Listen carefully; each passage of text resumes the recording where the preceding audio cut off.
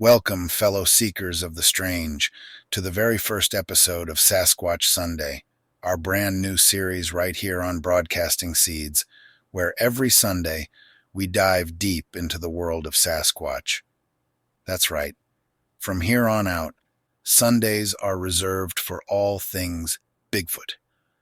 Whether you call it Sasquatch, Bigfoot, the wild man of the woods, or wood ape, we're going to explore every angle, history, sightings, evidence, and all the unexplained mysteries surrounding this elusive giant. So, why Sasquatch? And why Sundays? Well, let's be real. There's something special about Sundays. It's a day of reflection, a time to ponder the big questions. And what bigger question is there than whether or not we're sharing this planet with a creature that's managed to evade us for centuries? On Sasquatch Sunday, we're going to peel back the layers of myth, mystery, and evidence to get to the heart of the Sasquatch enigma. So grab your hiking boots, because we're heading deep into the forest to follow the tracks of one of the greatest mysteries of our time. From eyewitness encounters to strange sounds in the night, we're covering it all. Are you ready? Let's get into it. This is Sasquatch Sunday.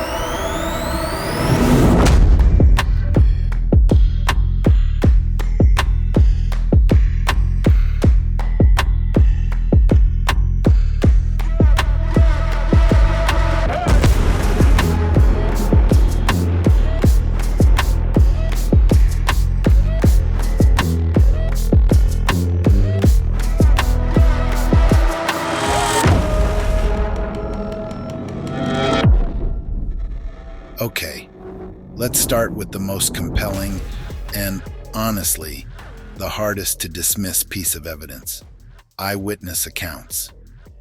Now I know what you're thinking. Eyewitness testimony, really?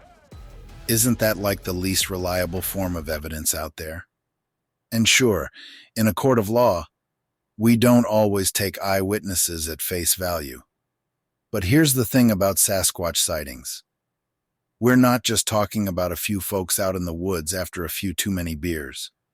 We're talking about thousands, yes, thousands of reports from across North America. And these aren't just your run-of-the-mill weekend hikers either. We've got police officers, military personnel, seasoned hunters, and even park rangers stepping up and saying, "Yeah, I saw something, and it wasn't a bear." You gotta wonder, how could this many people all be wrong? And even more importantly, why would they make it up? I mean, there's no fame and fortune that comes from being labeled the guy who saw Bigfoot. Most of the time, it's quite the opposite. You're laughed at, ridiculed. Your family and friends start avoiding you at cookouts. Yet people still keep coming forward with these stories. So why? I'll tell you why. It's because what they saw was so real, so undeniable, they just had to talk about it. Take Bob Gimlin and Roger Patterson, for example, the guys behind the infamous 1967 Patterson-Gimlin film. Yeah, you know the one? The grainy footage of that big, hairy figure walking through the woods, casually glancing back at the camera like, "Oh, hey, you guys filming a documentary? No big deal, just out for a stroll." For over 50 years, people have torn that footage apart, claiming it's a hoax, saying it's a guy in a suit. But here's the kicker. Nobody's ever been able to definitively prove that it's fake. And Patterson and Gimlin, they stuck to their story until the day they died. Now, that kind of commitment to a lie, that's Oscar-worthy. Yet, we're still waiting on the Academy to give them their due. But it's not just them. There are people who have never sought the limelight, who've seen something they can't explain and kept quiet for years.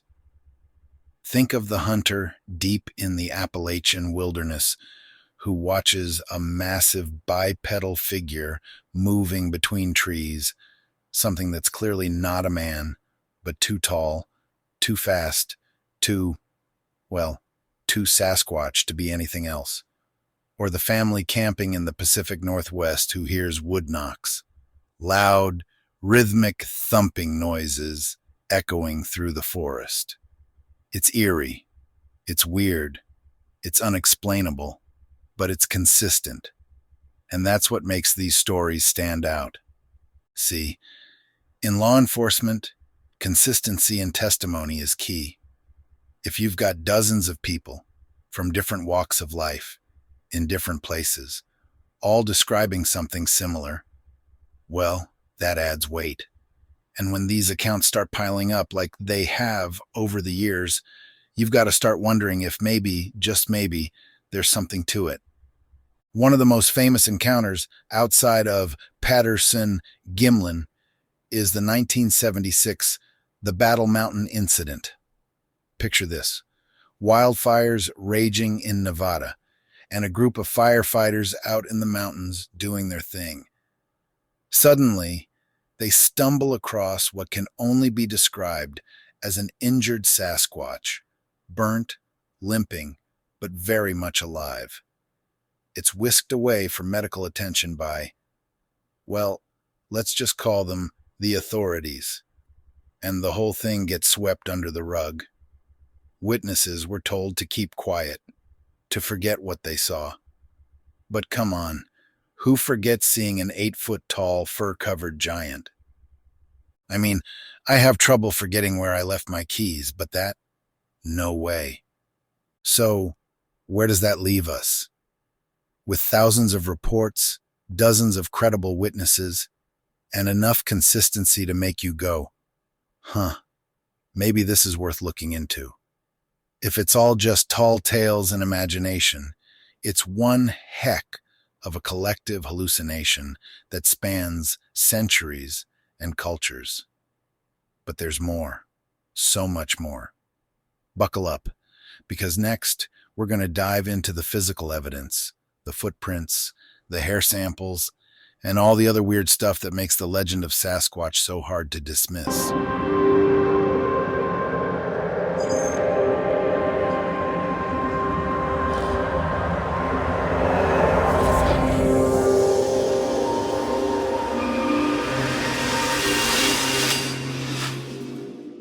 All right, now that we've taken a look at the sheer volume of eyewitness accounts, let's move on to something you can literally sink your teeth into, or at least your boot. I'm talking about physical evidence, footprints, tracks, impressions left in the earth by something that weighs way more than your average jogger. We're talking about foot sizes ranging from 15 inches to over 24 inches long. Feet so big, you'd think Shaquille O'Neal had a cousin who decided to skip basketball and take up life as a forest recluse. And this isn't just a one-off kind of thing. Footprints attributed to Sasquatch have been found all over North America, from the dense forests of the Pacific Northwest to the remote mountains of Appalachia. These aren't just random indentations in the dirt either. They show details, toes, arches, and even dermal ridges, those little bumps and lines that give you fingerprints. And yet, here's the kicker.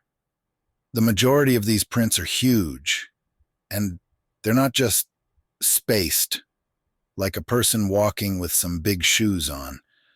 They're spaced apart like something with a much longer stride, a much heavier gait, and a whole lot more weight behind each step. Now, we've all heard the skeptics say it, oh, it's just some prankster out in the woods using a couple of wooden feet strapped to his boots. Sure, it's possible. But some of these footprints, like the ones discovered in 1969 at the Bosberg Cripple Foot Site in Washington State, are so detailed and anatomically correct that even experts in podiatry were baffled. This wasn't just some generic flat-footed stamp. It showed signs of a deformity, an injury, suggesting whatever left that print was, first of all, not human, And second of all, living with a gnarly foot problem, unless someone's out there with an extremely accurate prosthetic foot and a whole lot of time on their hands, this one's tough to dismiss. And it's not just Bosberg. In 1982, up near Walla Walla, Washington, a set of 19-inch long footprints was discovered. These prints were so deep that a trained forensic investigator concluded that whatever made them must have weighed between 800 and 1,000 pounds. Now, I don't know about you, but that doesn't sound like something a guy in a gorilla suit could pull off, no matter how dedicated he is to the bit. So, here's where it gets interesting. We've got these prints, right? And we're not just talking about random marks in the dirt. These tracks are often found in remote areas, places where it would be pretty tough for any human, let alone a prankster, to stumble across without leaving some other trace of themselves. No soda cans, no snack wrappers, no trail markers, just a set of massive, perfectly formed footprints leading off into the wilderness. And the thing is, it's not just the tracks that we find. Occasionally we get other, weirder evidence. Hair samples, for example. Now I know what you're thinking. If we've got hair, why don't we have definitive proof yet? And trust me, I get it. The thing is, when these hair samples are tested, they usually come back as either unknown primate or inconclusive. In other words, they don't match any known species, but there's not enough to say, hey, this is from a Bigfoot. It's like the world's most frustrating game of almost, but not quite. Some labs have even compared these hair samples to other primates, like gorillas and chimpanzees, and found similarities in structure, but not enough to say definitively what creature it came from. But we're not done yet, my friends. Oh no. We've also got something called nesting sites. In places like Washington and Oregon, researchers have found large, circular formations of sticks and branches. Nests, if you will, often in areas where there have been reports of Sasquatch activity. Now, these aren't your average bear dens. These nests are massive, big enough for a large creature to bed down in. And the way they're constructed? Intricate, thought out. More like something you'd expect from an intelligent species, not just some random pile of leaves. In fact, a team of primatologists who studied these nests said that the construction was similar to how great apes like gorillas and orangutans make their sleeping spots in the wild. So, what are we looking at here? A really ambitious beaver with a flair for interior design? Or maybe, just maybe, something we haven't discovered yet. I don't know about you, but I'm leaning toward the second option. Beavers just don't seem that crafty. So what does this all add up to? Well, we've got footprints, big, detailed, anatomically correct footprints. We've got hair samples that don't quite fit into the known categories. And we've got nesting sites that scream, something big and smart was here. If this was all some elaborate hoax, we'd have to be dealing with the most meticulous pranksters in history. And honestly, I don't think anyone's got the time or energy to be that dedicated to fooling a few Sasquatch hunters. Which means we're left with a question. What's leaving these tracks, these nests, and this evidence behind? Could it be something we just haven't quite caught up with yet? Something that's smarter than we give it credit for? Something Sasquatchy? We're just getting started, folks. Next up, we're diving into the weird and wonderful world of Sasquatch vocalizations. Those strange howls and wood knocks that have left people scratching their heads for decades. Is Bigfoot out there playing the bongos, or is something else going on? Let's find out.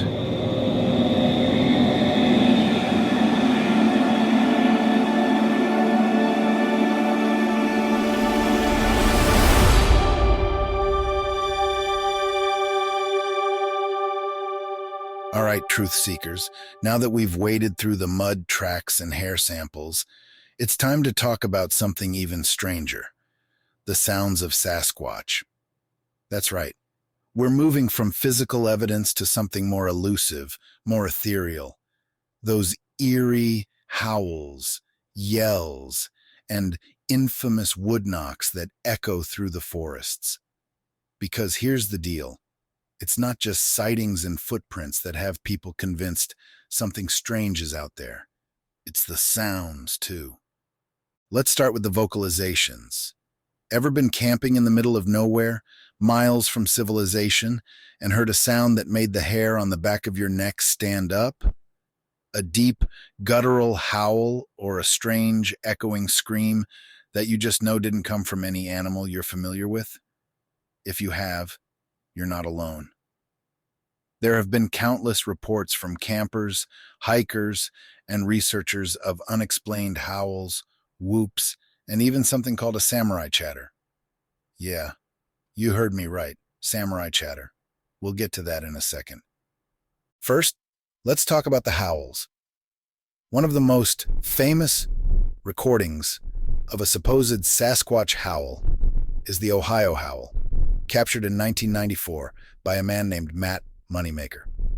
Now, Matt's no amateur. He's the founder of the Bigfoot Field Researchers Organization, BFRO, which is kind of like the Avengers for Sasquatch hunters. He recorded this haunting, eerie wail in the forests of eastern Ohio, and to this day, experts are still scratching their heads over what could have made it. It doesn't match any known animal in the area, and it certainly doesn't sound like your neighborhood coyote. It's deep, it's loud, and it carries through the trees like something big and powerful is letting the world know it's there. Now, what's crazy is that this isn't a one-off. Similar howls have been recorded all over the country, from the Sierra Nevada mountains in California to the wilds of British Columbia. And they're not just random noises. They often occur in areas where other Sasquatch-related activity has been reported, like footprints or sightings. It's as if the creature, or creatures, if we're talking a whole Bigfoot family, is using these vocalizations as a way to communicate or claim territory. And here's where things get wild. Researchers have found that these howls often have a pitch and range that's well beyond human capability. In other words, if these sounds are coming from a hoaxer, that hoaxer's got the vocal cords of a superhero. I don't know about you, but I don't think even Pavarotti could pull off these howls. Then there's a samurai chatter. Yeah, I know. It sounds ridiculous, but hear me out. This is a term used to describe a series of strang, rapid vocalizations that almost sound like human speech, but not quite. It was first recorded in the 1970s by Ron Moorhead and his team during an expedition in the Sierra Nevada mountains. They described it as sounding like a cross between human speech and the grunting or vocalizing of a large primate. You know how in samurai movies, when two warriors are facing off, they make those deep, aggressive-sounding noises before they attack? Yeah, it's like that, but coming from something out in the woods. Now, you might be wondering, Bennett, could this just be some kind of misinterpretation? Maybe a person or even some other animal making weird sounds? Sure, that's always possible. But here's where it gets weird. These sounds have been analyzed by language experts. And guess what? They found that the patterns in the samurai chatter follow a structure similar to language. Now, before you jump to conclusions and start picturing a Sasquatch reciting Shakespeare in the woods, I'm not saying they're out there speaking fluent English or Japanese. But these vocalizations have patterns, repeated sounds, pauses, changes in pitch and tone. That's the kind of thing you only see in intelligent communication. And if that wasn't enough, we've also got the wood knocks. If you've been out in the deep woods and heard the sound of a heavy log or stick being banged against a tree, you might have experienced what Sasquatch hunters call wood knocking. This is thought to be another form of communication used by Sasquatch, possibly as a way to signal to others in their group or to warn intruders to stay away. Now, could it be someone out in the woods with a stick? Sure. But like the vocalizations, these knocks often occur in places so remote and isolated that the idea of a human hoaxer seems less and less likely. Unless there's a secret society of really dedicated tree percussionists we don't know about. What's fascinating is how consistent these knocks are. Some researchers have even started recording patterns, like Morse code for Sasquatch. They'll hear 2 knocks, wait a few minutes, and hear 3 in response. It's rhythmic, it's intentional, and it doesn't fit the behavior of any known animal in the forest. So what could it be? Is Sasquatch out there playing the forest version of telephone? Are these knocks their way of sending messages across the miles of thick forest? It's worth noting that Native American tribes, especially in the Pacific Northwest, have long spoken of Sasquatch-like creatures that would use sound to communicate, whether through vocalizations or by hitting objects. This isn't just a modern phenomenon, folks. We're talking about stories passed down through generations that describe creatures doing the exact same things people are reporting today. Now, when an ancient legend lines up with modern evidence, you have to start paying attention. So what do we have? Strange howls, odd vocalizations that resemble speech, and wood knocks that sound more like a message than random noise. If all of this is a hoax, it's the most well-coordinated, long-running prank in human history. But if it's not, if these sounds are coming from a living, breathing creature out there in the woods, then we're dealing with something incredibly intelligent, something that knows how to stay hidden while still communicating with its own kind. Up next, we're going to dive even deeper into the historical context of Sasquatch, from indigenous legends to modern-day sightings. Because while the sounds and footprints are fascinating, the consistency of these stories across cultures and centuries is what really makes you think. Stick around. We're just getting started.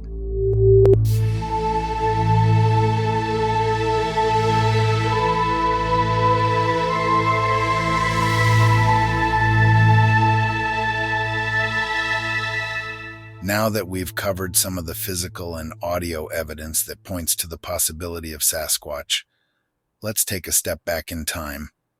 You see, the idea of a large, hairy, bipedal creature lurking in the wilderness isn't something that just popped up in the 20th century. Oh no, my friends. Sasquatch has been a part of North American history and lore for centuries. In fact, long before European settlers arrived, indigenous tribes across the continent told stories of mysterious, giant creatures that roamed the forests and mountains. Creatures that sound an awful lot like what we'd call Sasquatch today. Let's start with the Pacific Northwest, ground zero for modern Sasquatch sightings.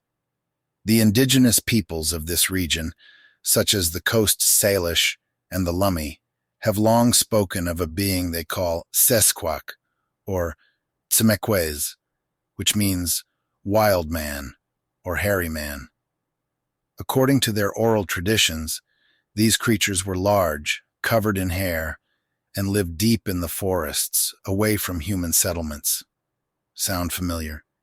What's even more fascinating is that these stories describe the creatures as highly intelligent, sometimes capable of mimicking human speech, and often elusive, avoiding humans unless absolutely necessary.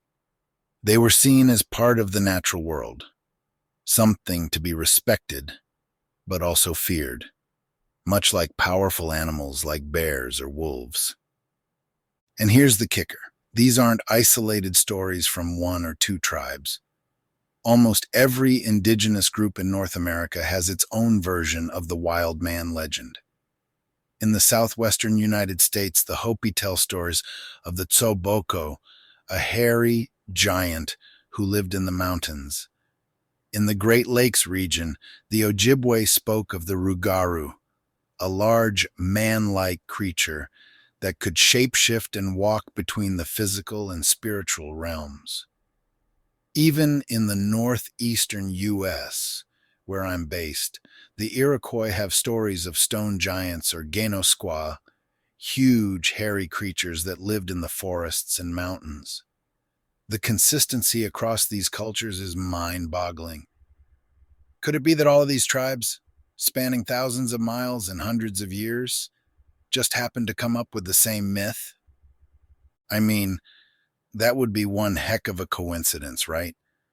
Kind of like everyone in your neighborhood deciding to throw the exact same themed party without ever talking to each other. But here's where it gets really interesting. These legends didn't just stay in the past. As European settlers began exploring the continent, they too started reporting sightings of large, hairy creatures. In 1811, a British explorer named David Thompson, who by the way was no amateur, reported finding massive footprints near what is now Jasper, Alberta, in Canada.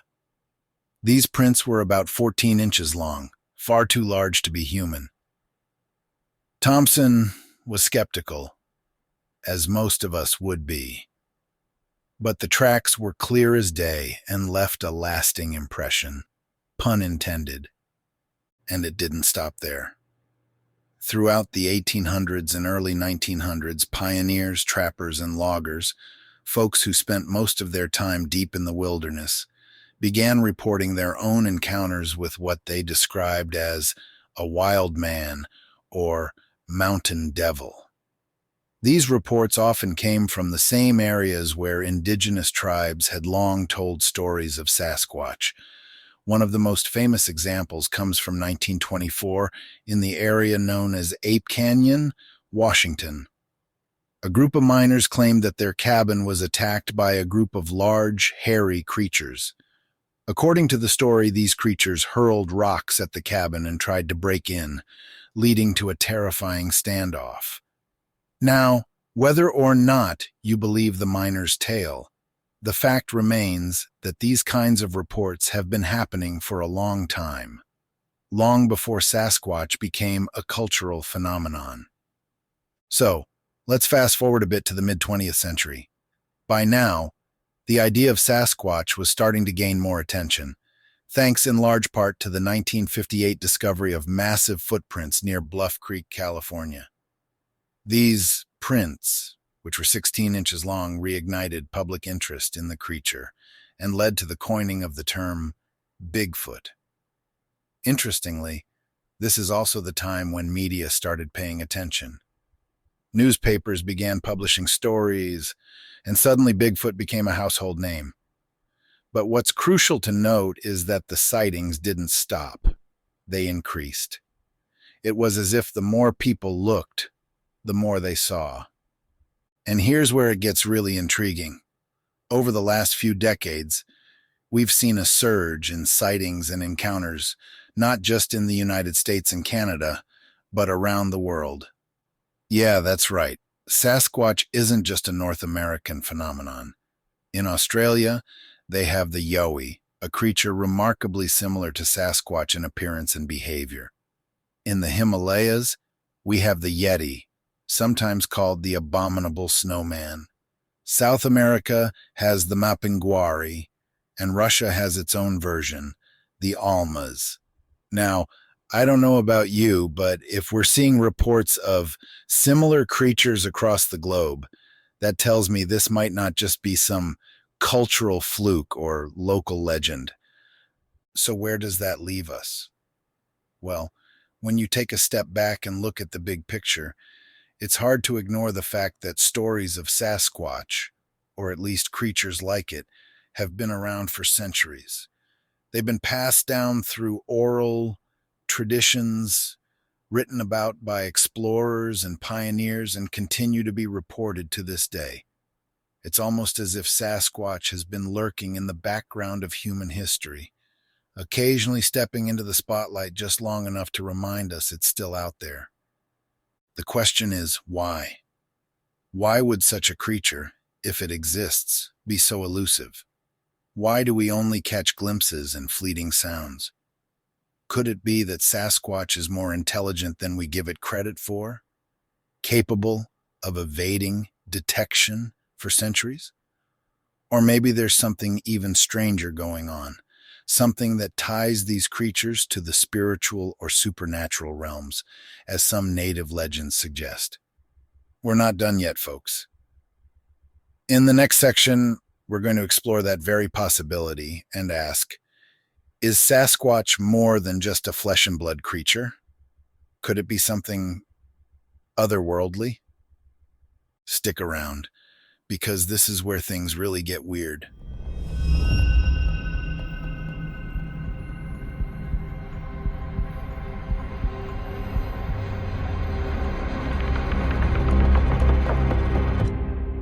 All right, folks, if you've stuck with me this far, you're ready for the deep end of the pool, the place where the lines between flesh and blood and the supernatural start to blur.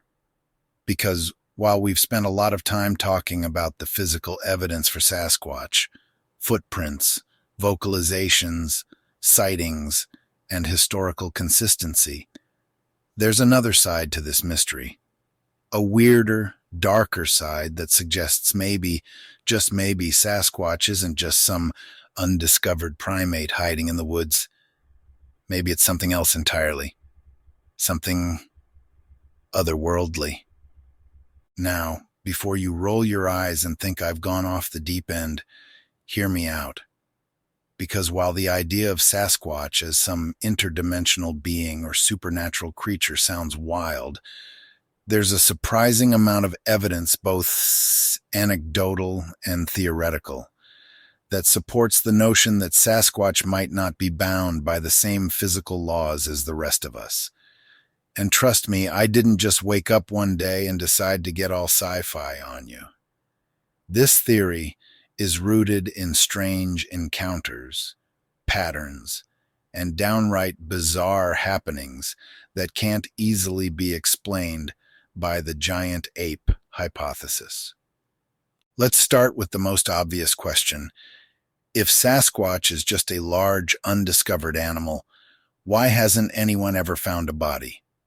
You'd think after centuries of sightings, we'd have at least one skeleton, right? But nope, no bodies, no bones, no conclusive DNA. And that, my friends, has led some researchers to speculate that maybe Sasquatch isn't a normal biological creature.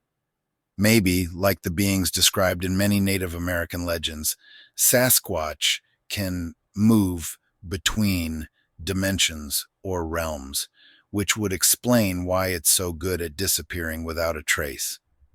Now, I know that sounds pretty far out there, but stay with me. There are numerous reports from people who claim that they've seen a Sasquatch 1 minute, only to watch it vanish into thin air the next.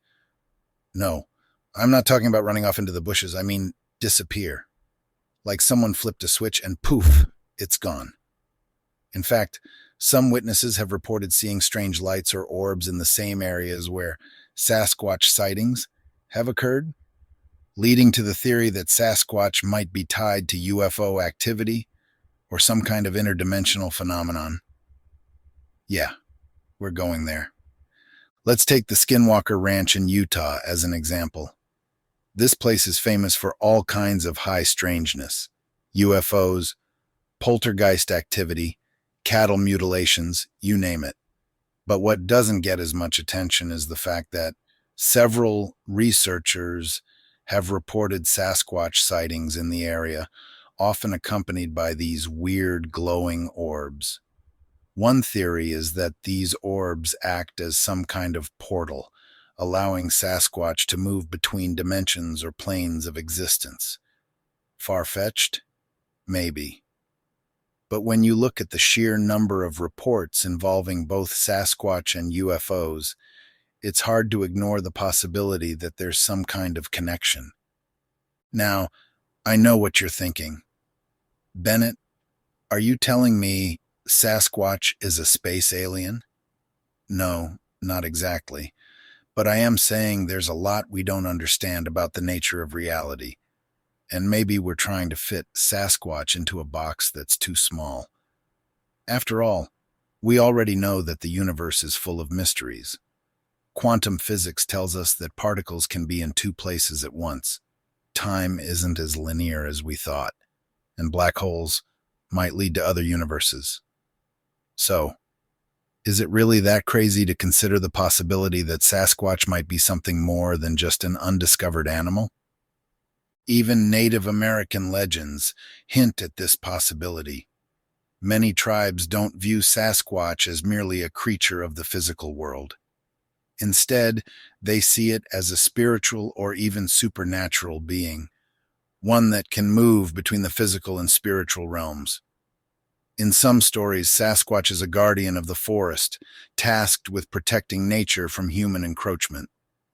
In others, it's a shapeshifter, capable of taking on different forms and vanishing at will. The common thread is that Sasquatch isn't just an animal. It's something more, something intelligent, something that operates on a different level of reality.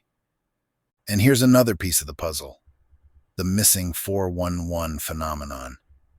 Now, if you've never heard of it, this is the term used to describe the hundreds of cases of people who have gone missing in national parks and wilderness areas under extremely strange circumstances. In many of these cases, the missing person is found miles away from where they disappeared, often in places they couldn't possibly have reached on foot. Some are found alive, but with no memory of what happened, while others are never found at all. What makes this even stranger is that many of these disappearances happen in areas where Sasquatch sightings have been reported.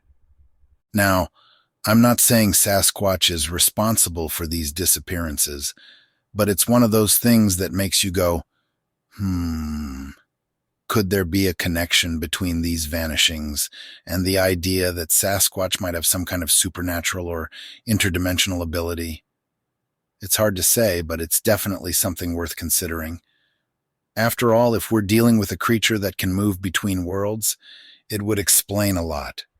Why we don't have a body, why the footprints sometimes just stop, and why it seems to pop up in the strangest of places. Now, I know we're in speculative territory here, but isn't that what broadcasting seeds is all about? Planting those little seeds of thought, giving you something to chew on, something to question.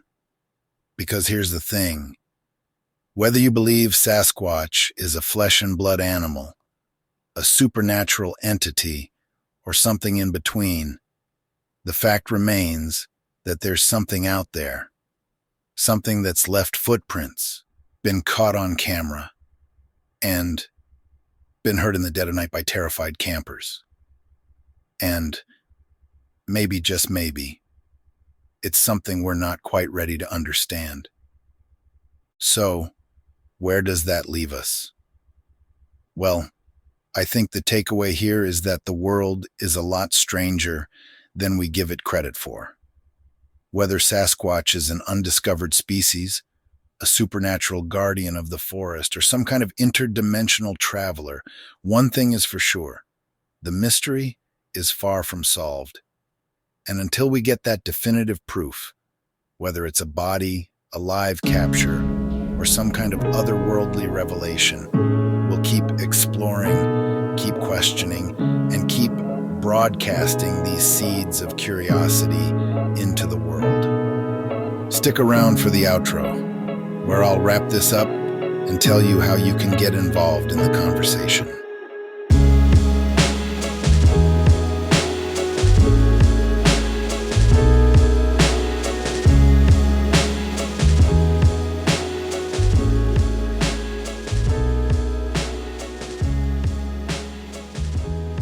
And there you have it, folks.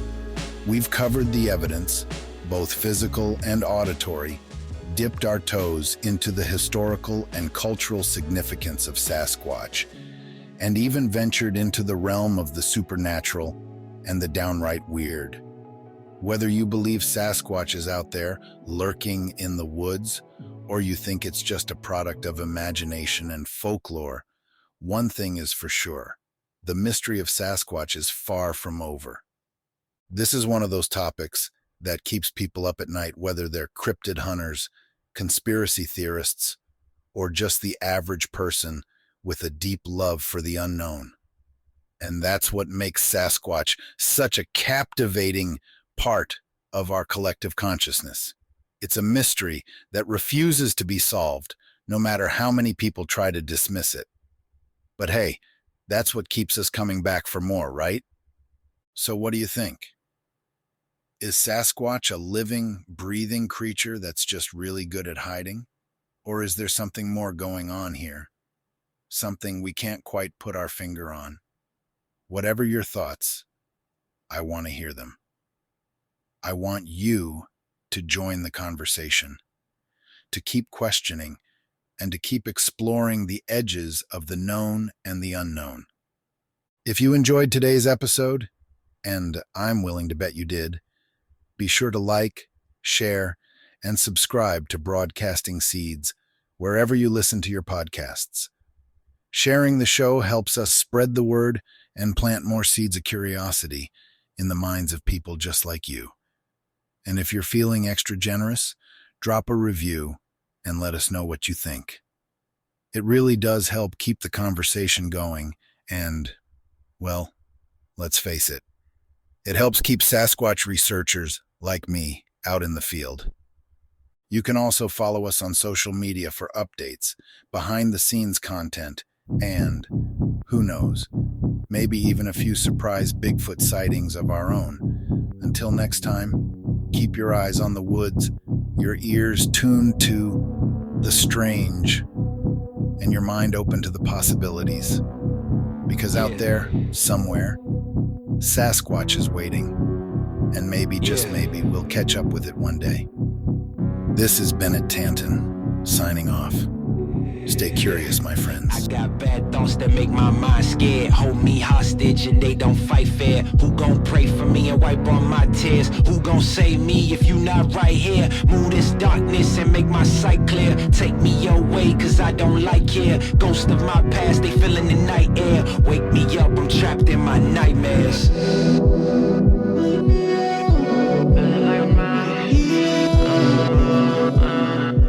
Wake me up, I'm trapped in my nightmares.